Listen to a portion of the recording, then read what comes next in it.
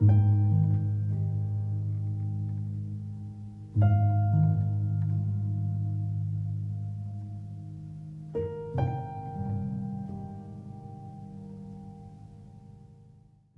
Music Classical is finally here, and in this video I'm just going to do a quick walkthrough of the app and show you all what it looks like and what you can expect if you decide to become an Apple Music Classical user.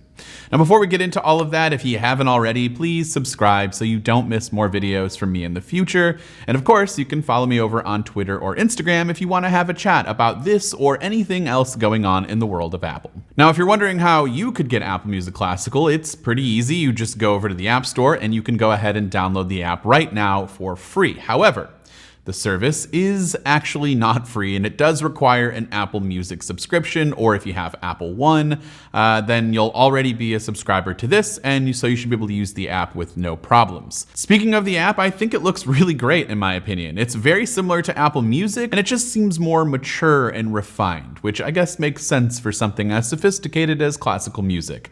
Maybe this is the redesign that Apple Music needs.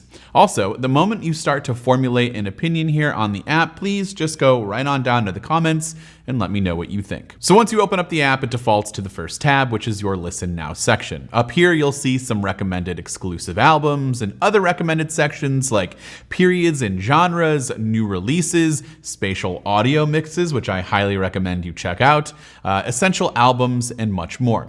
Then you have the Browse tab, where you can browse by catalog, playlists, or by instruments, which is actually a pretty cool way to filter through and find what you might be feeling for that day. So maybe you're in a harpsichord type mood, or maybe you want to be taken back to your childhood, those third grade days when you picked up the recorder and annoyed your family. Well, you can filter by recorder recordings, and all of that is found in this Browse section. Now, once you find albums, playlists, artists, or composers that you like, you can favorite them or add them to your library, and well, that's what this library tab is for. It should feel pretty familiar to you. It's very much the same as Apple Music, but just in my opinion, a little bit cleaner, and it's just easier to find all of the stuff that you really end up liking and want to go back and revisit. Then lastly, you have the Search tab, where you can kind of hone in on something specific, or you can search through the recommended Discover section.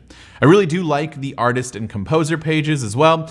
You'll have various helpful sections here, like the latest albums, a little biography, and other artists that are related, or other artists that this artist often appears with. It's just a very clean look and feel. The imagery is great, especially the commissioned portraits for some of these historic composers.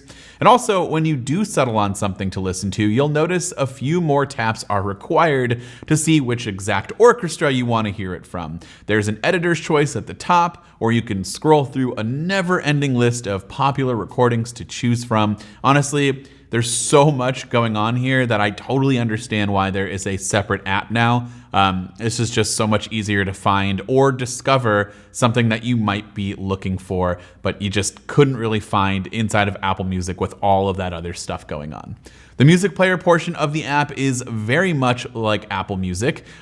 Just kind of have the three icons here at the bottom, one for more information about the song. You have an AirPlay icon and an Up Next icon, and then you got the album artwork or the composer artwork going on, and just basic playback controls, nothing too crazy.